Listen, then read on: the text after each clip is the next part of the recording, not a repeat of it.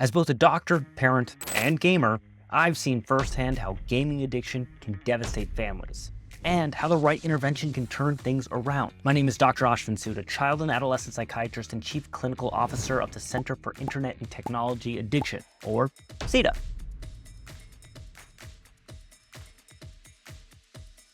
Today, I'm sharing Ethan's journey from addiction to recovery, along with scientific evidence behind what works and what doesn't when helping teens overcome problematic gaming. And be sure to stick till the end, where we'll give you a free resource to check out for you and your loved ones. Let's get to it. Let me introduce you to Ethan, a 15-year-old whose gaming story might sound familiar to many parents. When Ethan first started gaming on weekends, his mother Lisa saw it as harmless entertainment. After all, most of his friends played too. But over 18 months, something shifted.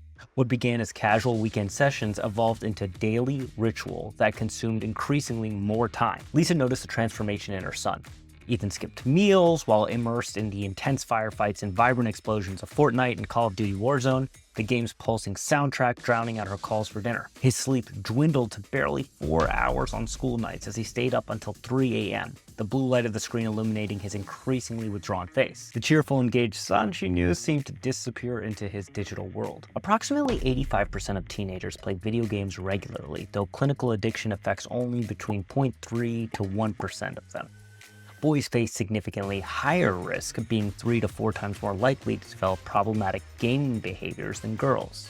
For most teens, games remain a healthy recreational activity that builds problem-solving skills and provides social connection. Modern video games, however, are engineered to be addictive. Game developers implement variable reward schedules where players receive unpredictable rewards for repeated actions, similar to how scratch-off lottery tickets keep people buying more tickets hoping for a win. Loot boxes and battle passes reward you with randomized items the more you play, creating the same neurologic processes as gambling. Social components adds another layer. Teammates depend on you, competitive rankings are there, and constant social validation create powerful psychological hooks. As Ethan's gaming intensified, Lisa noticed warning signs emerging. His grades slipped from A's and B's to C's and D's. When she limited screen time, Ethan became irritable and physically restless, sometimes lying about his gaming hours or using multiple devices to circumvent the limit. Dr. Helen Jamieson, an addiction specialist, explains, "These behaviors aren't simply teenage rebellion, they're withdrawal symptoms similar to those seen in substance dependence." Brain imaging research reveals concerning neurologic changes in gaming addiction as well. Scans of adolescents with gaming disorders show reduced gray matter volume in regions responsible for decision-making and emotional regulation, particularly in the prefrontal cortex. These physical brain changes explain why stopping feels so difficult for teens like Ethan. Lisa's breaking point came when she unplugged the router after repeated dinner calls went unanswered. Ethan's reaction shocked the family. He shoved a chair across the room, punched a wall, and screamed that she was quote-unquote ruining his life. Lisa described it as seeing a stranger in my son's body. This crisis finally prompted them to seek professional help. The World Health Organization's official recognition of gaming disorder in 2019 validated what many families like Ethan had experienced.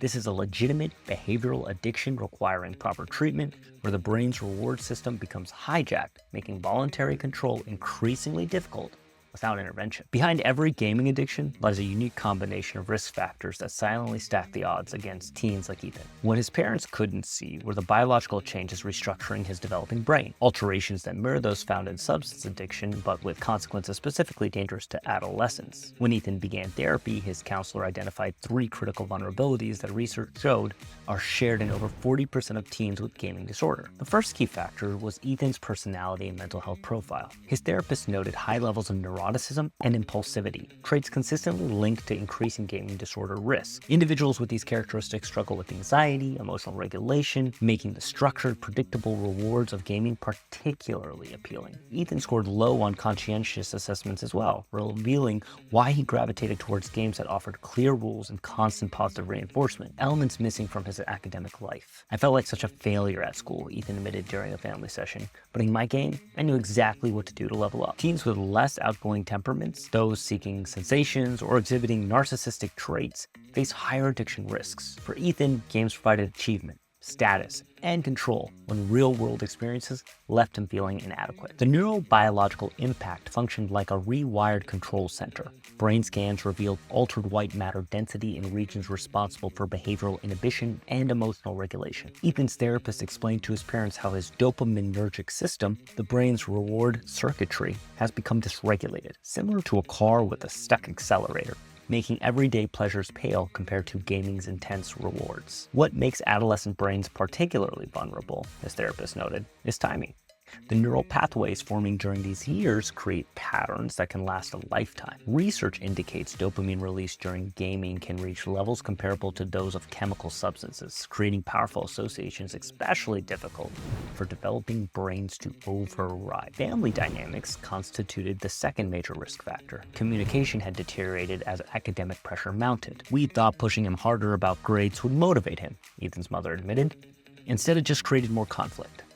Research shows that family environments characterized by poor communication often drive teens toward problematic gaming as an escape mechanism. What serves as a protection against gaming addiction is positive family functioning, characterized by open communication and shared activities. Without consistent parental monitoring or help finding alternative leisure activities, Ethan's dependency deepened. The third critical factor was Ethan's undiagnosed ADHD and anxiety, conditions that dramatically increase his vulnerability. These created a vicious cycle. Ethan initially used gaming to escape his anxiety and compensate for attention difficulties, but excessive gaming actually worsened these symptoms.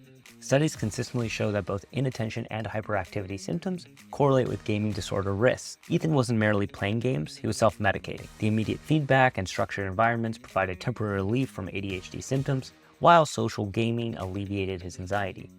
When pandemic isolation eliminated his limited in-person socialization, his dependency accelerated dramatically. Understanding these interconnected risk factors, personality traits, family dynamics, and comorbid conditions proved crucial for Ethan's treatment. His therapist developed an approach addressing the underlying needs gaming fulfilled, treating his ADHD and anxiety, improving family communication, and developing healthier coping skills. After months of treatment, Ethan's gaming habits transformed through a personalized approach. His recovery journey centered on the PIP-ATIC program, which I will explain in another video, which significantly reduced his gaming time while enhancing his daily functioning. Rather than complete abstinence, his therapist focused on cognitive behavioral techniques to address distorted thinking patterns about gaming. Family therapy rebuilt trust between Ethan and his parents, creating a supportive environment. Treatment for his underlying anxiety and ADHD proved crucial to his improvement. Just as Ethan found hope, so can you.